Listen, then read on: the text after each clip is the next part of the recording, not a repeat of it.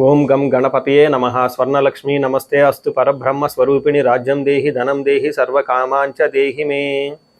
12 రాసుల వారికి లక్ష్మి స్వర్ణలక్ష్మి అమ్మవారి యొక్క కృపా కటాక్షం వలన ప్రతి ఒక్కళ్ళకి ఆత్మజ్ఞానం కలిగి ఉండాలి. తద్వారా ప్రతి నిమిషం ప్రతి సందర్భంలోనూ సంతోషంగా ఉత్సాహంగా ఉండే విధంగా అమ్మవారికి అందరినీ ఆశీర్వదించాలని, అంతేకాకుండా రాజ్యం దేహి మన అందరికీ మంచి పదవి, ఉన్నతమైన స్థితి, ఒక అధికారం, దర్పం అన్ని కలిగించాలని, దానితో పాటు స్వర్ణలక్ష్మి అమ్మవారు ప్రతి ఒక్కరికి ధన ప్రవాహాన్ని కలిగించాలని, ఫైనల్గా సర్వకామాంచ దేహిమే మనం అనుకున్న ప్రతి కోరిక కూడాను ఇమ్మీడియట్గా తక్షణమే అమ్మవారు మనకి నెరవేర్చాలని చెప్పేసి అమ్మవారు ప్రార్థన చేస్తూ, గణపతిని కూడా మనం చేసే ప్రతి దానిలోని మనకి బుద్ధి సిద్ధి, చక్కటి విజయాన్ని, ఒక మంచి వివేకాన్ని కలిగించాలని, సత్ డెసిషన్స్ మంచి నిర్ణయాలు తీసుకునే విధంగా మనకి గణపతి మనకు కృప ఉండాలని చెప్పేసి ప్రార్థన చేస్తూ, మనం ఈరోజు టాపిక్ చూసుకుంటే సూర్యుడు వృషభ రాశి నుంచి మిథున రాశిలోకి మారుతూ ఉన్నారు. దీనిని మనకి మిథున సంక్రమణ అంటారు. అంటే ఇది 12 రోజులు ఉంటుంది ఈ సంక్రమణ. మనకి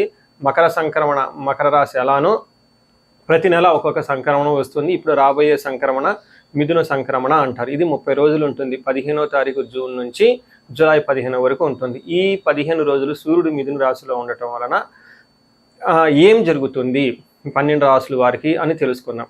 అయితే ముఖ్యంగా సూర్యుడు మారటం వల్ల సూర్యుడు ఎలాంటి విషయాల్లో మనకి ప్రభావాన్ని చూపిస్తాడని తెలుసుకుందాం. సూర్యుడు వచ్చేటప్పటికి ముఖ్యంగా 8 రకాలైన అంశాలపైన ప్రభావాన్ని చూపుతూ ఉంటారు. ఒకటి అందరూ బాగా గుర్తుపెట్టుకోవాల్సింది ఏంటంటే సూర్యుడు ఆత్మకారక అంటారు. అంటే మనకి సెల్ఫ్ కాన్ఫిడెన్స్, మనకు కావాలన్న స్ట్రెంగ్త్, సోల్, ఆత్మబలం ఉండాలి, కానీ సూర్యుడు చక్కగా ఉండాలి. కాబట్టి సూర్యుడు ఆత్మకారకుడు. అలానే రాజ్యకారకుడు, ఒక పదవి రావాలన్నా, గవర్నమెంట్ అథారిటీ, అడ్మినిస్ట్రేషన్ పవర్, వీటన్నీ రావాలన్నా కానీ సూర్యుడు మనకి స్ట్రాంగ్గా ఉండాలి. అలానే పితృకారకుడు, father related elders, mentors, boss, వీళ్ళందరినీ కూడా మనకి సూర్యుడే రిప్రజెంటేషన్ చేస్తూ ఉంటారు.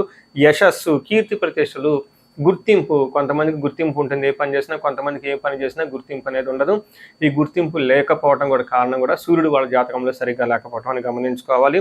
పదవి, అధికారం అంటే మీకు ఒక స్టేటస్, అంటే ఒక లేబుల్, మేనేజర్ నుంచి హైయర్ మేనేజర్, వైస్ ప్రెసిడెంట్, ఇలా ఒక్కొక్క లెవెల్ బై లెవెల్ ఎదుగుతూ ఉంటారు. అలాంటి పదవి, పొజిషన్ మీకు రావడానికి కూడా కారణం సూర్యుడు అని తెలుసుకోవాలి. అంతేకాకుండా అధికారం, పవర్, లీడర్షిప్, కమాండింగ్ పవర్, మీరు ఒక పని చెప్తే ఎదుటి వాళ్ళు చేయగల సామర్థ్యం అంతా కూడాను సూర్యుడు మెట్టే మీ జాతకంలో డిసైడ్ అవుతూ ఉంటుంది. తేజస్సు, ఆరోగ్యం, మంచి గ్లోరీ ఉంటుంది, మీకు ఎనర్జీ ఉండాలి, బ్రిలియన్స్, చాలా చక్కగా మీ ఫేస్ అంతా ఎప్పుడు కలగా ఉత్సాహంగా ఉండాలి, దానికి కూడా కారకుడు సూర్యుడు. ముఖ్యంగా లాస్ట్లో ఆరోగ్య ప్రదాత, సూర్యుడిని ఆరోగ్యం ఇచ్చే వాళ్ళు అంటారు. ఎవరి జాతకంలో అయితే సూర్యుడు సరిగా ఉండరో వాళ్ళకి అనారోగ్యంతో బాధపడుతూ ఉంటారు. ఎవరికైతే సూర్యుడు చాలా జాగ్రత్తగా ఉచ్చ స్థానంలో ఉంటారో చక్కగా వాళ్ళకి హెల్తీగా ఉంటారు, ఫిజికల్గా చాలా స్ట్రాంగ్గా ఉంటారు, ఒక పవర్ వాళ్ళలా ఉంటుంది అని తెలుసుకోవాలి. ఇలా 8 రకాలైన ముఖ్యమైన కారకాలు ప్రతి ఒక్కళ్ళ జీవితంలో సూర్యుడు అనేది ప్రభావాన్ని చూపిస్తూ ఉంటారు. అయితే ఈ సూర్యుడు మిథున రాశిలో ఉండటం వల్ల ఇప్పటి వరకు మనం చెప్పుకున్న విషయాల్లో కొందరికి అనుకూలంగా ఉంటుంది, కొందరికి ప్రతికూలంగా ఉంటుంది. ఏ రాశుల వాళ్ళకి అనుకూలంగా ఉంటుంది, ఏ రాశుల వాళ్ళకి ప్రతికూలంగా ఉంటుందో మనం చూద్దాం. మీనరాశి గమనించుకుంటే ఒక చాలా హ్యాపీ న్యూస్ అని మనం చెప్పుకోవాలి. ఈ సూర్య సంక్రమణ చూసుకుంటే మిథున రాశిలోకి వెళ్ళటంతో మీకు 4వ స్థానంలో సూర్యుడు ఉండటం జరుగుతూ ఉంటుంది. ఈ 4వ స్థానంలో సూర్యుడు ఉండటం వల్ల మిక్స్డ్ రిజల్ట్ అని గమనించుకోవాలి. అంటే ఒక యాంగిల్లో కొంచెం ఇబ్బందులు ఉన్నా కానీ మిగతా విషయాలు చాలా బాగుంటుంది. ఎక్కడెక్కడ అనుకూలంగా ఉందో, ఎక్కడెక్కడ ప్రతికూలంగా ఉందో తెలిసే ప్రయత్నం చేద్దాం. బట్ ఓవరాల్గా బాగుంటుందని గమనించుకోవాలి. ఇందులో మనకి సంస్కృతంలో మహర్షులు ఏం చెప్తారంటే అంతఃక్లేశ గృహఛిద్రం సౌఖ్యం హాని మభోజనం ప్రయాణే విఘ్నమాప్నోతి చతుర్దశే రవి సంయుతే అని చెప్తారు. అంటే 4వ స్థానంలో ఉండటం వల్ల అంతఃక్లేశ అంటే మానసికంగా కొంచెం విచారకరంగా ఉండే అవకాశం ఎక్కువగా ఉంటుంది. రెండోది గృహఛిద్రం, ఇంటికి సంబంధించిన వ్యవహారంలో సరైన సుఖం లేకుండా ఇబ్బంది పడిపోతూ ఉంటారు. తల్లికి అనారోగ్యంగా ఉండటం, ఇంటికి సంబంధించిన వ్యవహారాలలో ఏసీ కానివ్వండి, కార్లు కానివ్వండి, బంగ్లాలు కానివ్వండి, లగ్జరీగా కంఫర్టబుల్గా ఉండే విషయాల్లో మీకు అనుకోకుండా ఇబ్బందులు వచ్చే అవకాశం ఎక్కువ ఉంటుందని గమనించాలి. వీటితోనే కాకుండా సౌఖ్యం హాని మభోజనం, టయానికి భోజనం చేయకుండా ఇబ్బంది పడుతూ ఉంటారని గమనించుకోవాలి. అయితే ప్రయాణాలు చేస్తే ప్రయాణాల్లో ఆటంకాలు ఉంటాయి, సరైన రిజల్ట్ అయితే ఉండదు. ఏ ఉద్దేశంతో అయితే మీరు ప్రయాణాలు చేస్తూ ఉంటారో ఆ యొక్క ప్రయాణాలు ఆ ఉద్దేశం నెరవేరకపోవడం పోదు. రెండోది ఆటంకాలు కలిగే అవకాశం ఎక్కువగా ఉంటుంది. నెక్స్ట్, ఇంటికి సంబంధించిన వ్యవహారాలలో కూడా చాలా జాగ్రత్తగా ఉండటం ఎంతైనా అవసరం. కార్లు నడిపేటప్పుడు, డ్రైవింగ్ చేసేటప్పుడు, దూర ప్రయాణాలు చేసేటప్పుడు జాగ్రత్తగా ఉండాలి.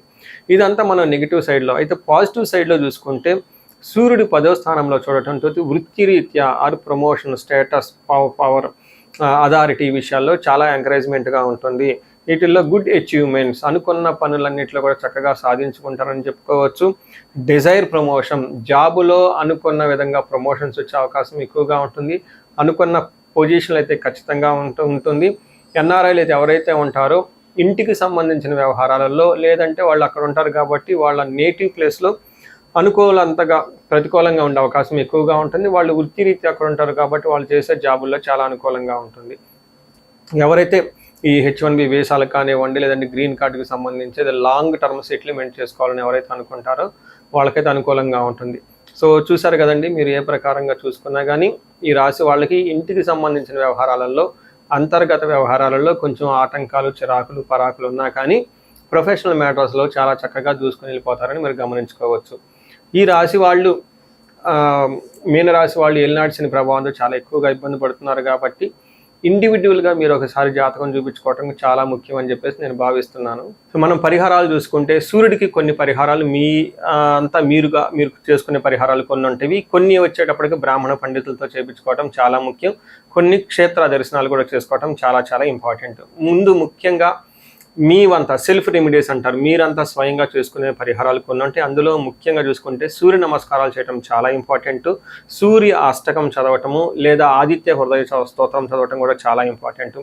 ఎప్పుడైతే ఆదిత్య హృదయ స్తోత్రము, హనుమాన్ కార్యసిద్ధి మంత్ర రెండూ కలిపి చదువుకోగలిగితే ఇంకా చాలా మంచి రిజల్ట్ ఉంటుంది. సో ఇక్కడ ఆదిత్య హృదయ స్తోత్రంతో పాటు హనుమాన్ చాలీసా కానీ, హనుమాన్ కార్యసిద్ధి మంత్రం కానీ చదువుకుంటే ఇంకా చక్కటి మంచి రిజల్ట్ వస్తుంది. సో ఇవన్నీ మీరు చేసుకునే మీ వరకు మీరు చేసుకోవచ్చు. ఇంకా టెంపుల్స్కి వెళ్ళేసి అక్కడ నవగ్రహాల చుట్టూ తిరిగి గోధుమలు కనుక దానం చేయగలిగితే, సద్బ్రాహ్మణులకి, సత్పురుషులకి చేయగలిగితే ఇంకా మీకు చక్కటి మంచి రిజల్ట్ వస్తుందని గమనించుకోవాలి. సో అది మీ వరకు చేసుకోగలుగుతారు. మీ ద్వారా కాకుండా కొన్ని సమస్య తీవ్రంగా ఉంటే పండితుల్ని కలిసి, లేదంటే మా ద్వారా అపాయింట్మెంట్ తీసుకొని జాతక చక్రం కూడా చేయించుకోవడం చాలా ఉత్తమం. ఇందులో ముఖ్యంగా సూర్యుడికి సంపూర్ణమైన శాంతులు చేయాల్సి ఉంటుంది. గ్రహ శాంతి అంటారు. ఈ గ్రహ శాంతిలో సూర్యుడికి జపాలు, దానాలు, తర్పణాలు, హోమాలు ఇవన్నీ చేస్తూ ఉండాలి. వీటితో పాటుగా ఇంకా మీ యొక్క ఇండివిజువల్ జాతకం చూపించుకోవడం చాలా చాలా ముఖ్యం. ఎవరికైతే మీ యొక్క ఇండివిజువల్ లైఫ్లో మీకు ఏజ్ 35 to 45 మధ్యలో ఉండి 40 years +or- ఉన్న వాళ్ళకి ఎక్కడైనా మీకు లైఫ్ స్టాగ్నేటెడ్ కనిపించింది, అప్పటిదాకా సక్సెస్ఫుల్ ట్రాక్ రికార్డు ఉండి ఇక్కడ ఎందుకో ఆగిపోయారు, గ్రోత్ లేదని మీకు అనిపిస్తే ఒక్కసారి కాల్ చేసి అపాయింట్మెంట్ తీసుకోండి, మీ జాతకం చెక్ చేసుకోండి. నేను 35 to 45 ఏజ్ గ్రూప్ రీసెర్చ్ గ్రూప్గా చేస్తూ ఉన్నాను. చాలామంది పీపుల్ మిడ్ లైఫ్ క్రైసిస్ అని చెప్పేసి ఇక్కడ ఆగిపోతూ ఉంటారు. చాలామందికి డైవర్స్లు అవుతూ ఉంటుంది, సడన్గా కెరీర్లో బ్రేక్ వస్తూ ఉంటుంది. సో ఈ మిడ్ లైఫ్ క్రైసిస్ని మన ఆస్ట్రాలజీ, వేదిక్ ఆస్ట్రాలజీ ఎలా డీల్ చేస్తుంది, దాంట్లో ఏమేమి ఉంటాయి అని చెప్పి తెలుసుకోవచ్చు. ముఖ్యంగా జ్యోతిష శాస్త్రం ప్రకారం గ్రహ శాంతులు అని ఉంటాయి, గ్రహ దోషాలు అని ఉంటుంది. మీ యొక్క అంతర్దశలు, దశలు తెలుసుకొని వీటిల్లో ఏదైనా ఒక గ్రహం దోషం ఉండటం అయితే మీరు స్టాగ్నెంటెడ్ అయిపోతారు. దాన్ని ఎలా బయటకు రావాలని పరిహారాలు తెలుసుకోవాలి. వీటితో పాటుగా మీకు ఏమైనా శాపాలు ఉంటే, పితృశాపం, కాలసర్ప దోషము, ఇలా మాతృశాపం, స్త్రీ శాపం, ఏమైనా యాక్టివ్గా శాపాలు ఉన్నాయా, ఈ శాపాలు ఉండటం వల్ల కూడాను మీరు లైఫ్లో గ్రోత్ లేకుండా ఆగిపోయే అవకాశం ఉంటుంది. సో ఎవరికైనా సరే ఎలాంటి ప్రాబ్లం ఉన్నా, ధనానికి ఇబ్బంది పడిపోతూ ఉంటే స్వర్ణలక్ష్మి విశేష హోమం చేయించుకోండి. మీకు వీసా స్టాంపింగ్, H1B, లైక్ ఎక్కడన్నా ఉద్యోగంలో ఎక్కడన్నా బ్రేకులు వచ్చి ఆగిపోతూ ఉన్నా, లేదంటే ఫైనల్ రౌండ్ దాకా వచ్చి మధ్యలో ఎక్కడన్నా ఆగిపోయినా కానీ మీకు ఇలాంటి వాళ్ళకు కూడాను మన్యు పాశుపత అభిషేకము, రుద్రాభిషేకం చేయించుకోవటం చాలా చాలా ఇంపార్టెంట్. భార్యాభర్తల మధ్య గొడవలకు అన్యోన్య దాంపత్య పాశుపతం చేయించుకోవటం. ఎవరికైనా సర్పాలు, కాలసర్పదోషాలు, మహాకాలసర్పదోషాలు అంటే కాలసర్పదోష నివారణ పూజలు, పితృదోష నివారణ పూజలు మీ యొక్క జాతకం చూసుకొని ఇవన్నీ చేసుకోవటం వల్ల జీవితంలో 10 రెట్లు ఖచ్చితంగా వెళ్ళే అవకాశం ఎక్కువగా ఉంటుందని గమనించుకోవాలి. మీ అందరికీ అష్టైశ్వర్యాలు కలగాలని, భోగభాగ్యాలు కలగాలని చెప్పేసి కోరుకుంటున్నాను. నమస్తే.